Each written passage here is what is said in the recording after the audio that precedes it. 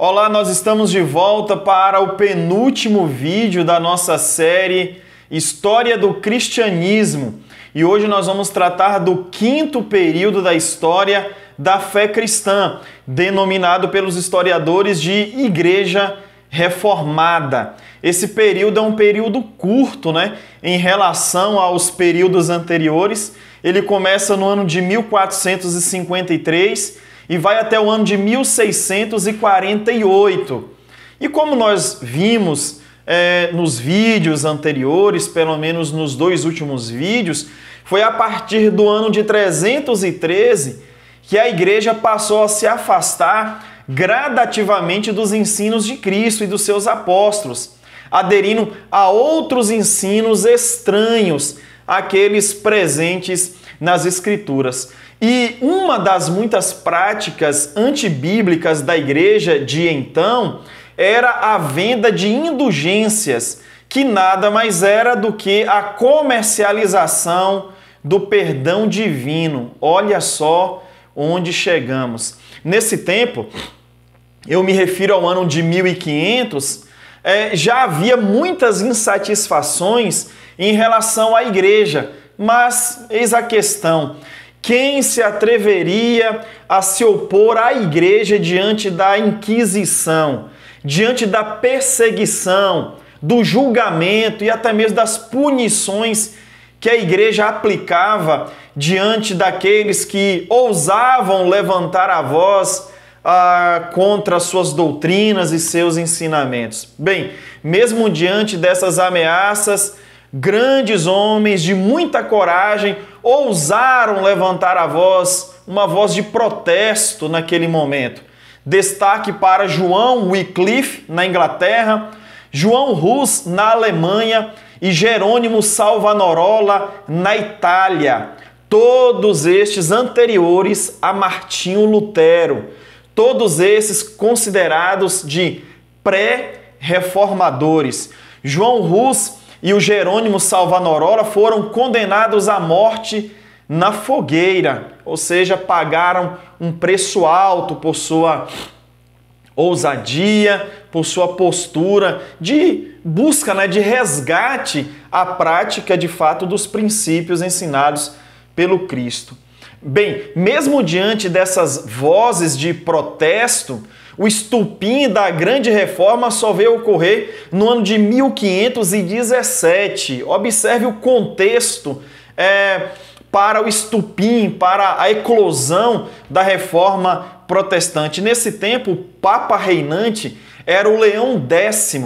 E em razão da grande necessidade financeira para terminar as obras da Catedral de São Pedro em Roma, o Papa Leão X, permitiu que João Tetzel percorresse a Alemanha vendendo bulas assinadas pelo Papa, as quais diziam possuir poder, virtude para conceder perdão de pecados, tanto de vivos como de mortos. Tetzel, em sua propaganda para a venda de indulgência, ele dizia ao povo que o ouvia, ele dizia assim: tão depressa o vosso dinheiro, a vossa moeda, caia no cofre da igreja, a alma de vossos amigos e parentes subirá do purgatório ao céu. Foi nesse contexto que surgiu o monge, o professor de teologia Martinho Lutero, que ousou protestar contra Tetzel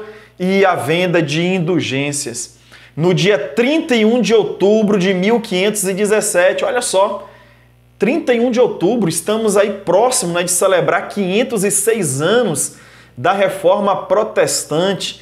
Dia 31 de outubro de 1517, Martinho Lutero pregou na porta da igreja em Wittenberg, Alemanha, as suas famosas 95 teses, que tratava de uma série de questionamentos quanto aos ensinos da igreja naquele tempo, principalmente em relação às indulgências. Você tem curiosidade para conhecer as 95 teses de Martinho Lutero? Elas estão disponíveis aí na internet, você terá facilidade em acessar e conhecer esse importante documento histórico, não apenas para a história da igreja, mas para a história do mundo como um todo.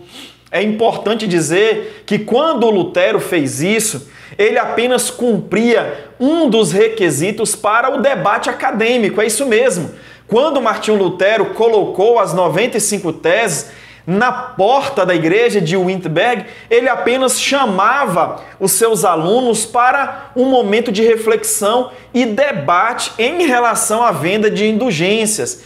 Martinho Lutero, naquele momento, ele não queria a divisão da igreja, ele não sonhava com uma reforma da igreja, mas o que veio acontecer posteriormente, porque as suas 95 teses acabou abalando, os alicerces da igreja romana. Mas naquele momento o pensamento de Lutero era um pensamento mais simples, era chamar os seus alunos, a comunidade de fé, para um momento de debate e de discussões.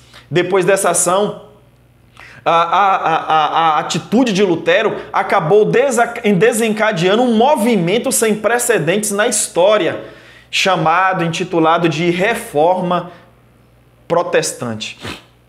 As bases teológicas da Reforma Protestante são conhecidas como as 5 solas, ou as 5 somente. Se você pega o pensamento teológico de Lutero, as suas 95 teses, você vai encontrar basicamente uma estrutura baseada nessas 5 solas, nessas 5 somentes. Primeiro, somente as Escrituras. A Escritura como fonte única de revelação divina escrita, única para constranger a consciência humana. Somente Cristo. Nossa salvação é realizada unicamente pela obra meritória do Cristo, o Filho de Deus. Somente a graça. Nossa salvação, ela é garantida. A nossa salvação, ela acontece mediante a graça de Deus, unicamente mediante a graça de Deus. Somente a fé, a justificação é somente pela graça, mediante a fé. Não é isso que Paulo ensina na sua carta aos Efésios, no capítulo 2, ali a partir do verso de número 8? Sim, certamente. Observe lá. Somente a Deus glória. A salvação é de Deus e realizada por Deus. Ela é para a glória de Deus, ao qual devemos glorificá-lo. Sim, glorificá-lo, e somente Ele, o Criador, sempre. Então observe como a teologia da Reforma Protestante ela está embasada, Ela passa pela somente as Escrituras, somente Cristo, somente a graça, somente a fé e somente Deus glória. É importante lembrar que todas essas somentes eram respostas, às doutrinas ou os ensinamentos praticados pela Igreja Católica nesse tempo. Vamos tratar quanto ao legado da Reforma Protestante, Em relação à fé, qual é o legado da Reforma Protestante? Proibição das indulgências, a quebra do monopólio cristão, a livre interpretação da Bíblia, o sacerdócio universal dos crentes, tradução da Bíblia para vários idiomas, dentre outros legados, da Reforma em relação à fé. E em relação à vida social, gente, a Reforma Protestante deixou tantos legados em relação à vida social. O mundo mudou com a Reforma Protestante. Observe.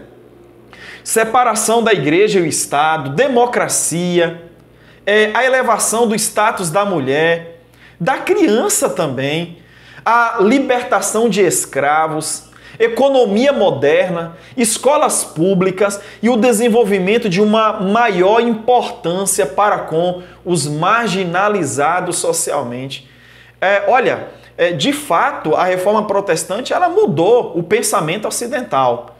E por fim, falemos das obras de Lutero e da sua morte.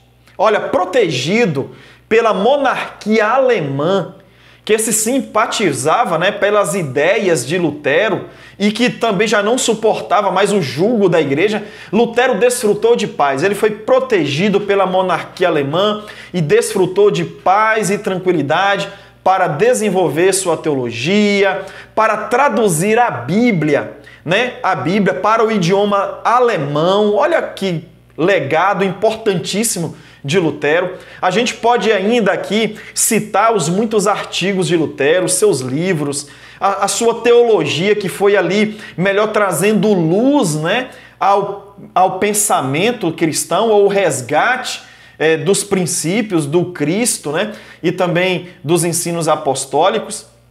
É importante também lembrar e salientar que Lutero casou-se com uma ex-freira e incentivou que os outros, né, líderes religiosos também rompessem com o celibato. Martinho Lutero, ele faleceu no castelo de Frederico I, príncipe da Saxônia, no dia 18 de fevereiro de 1546. Lutero morreu, mas o seu legado e de tantos outros reformadores continuam vivos. Sem dúvidas, a reforma protestante, eu repito, transformou o mundo ocidental. É claro que Lutero é uma figura que levanta muitos questionamentos, né, dentro da própria igreja reformada ou pós-reformada, dentro também do próprio catolicismo. Cada um vai ter uma percepção diferente de Lutero, dentro do campo político, social, filosófico, mas não há do que se discutir. Lutero é uma das grandes figuras da história da humanidade.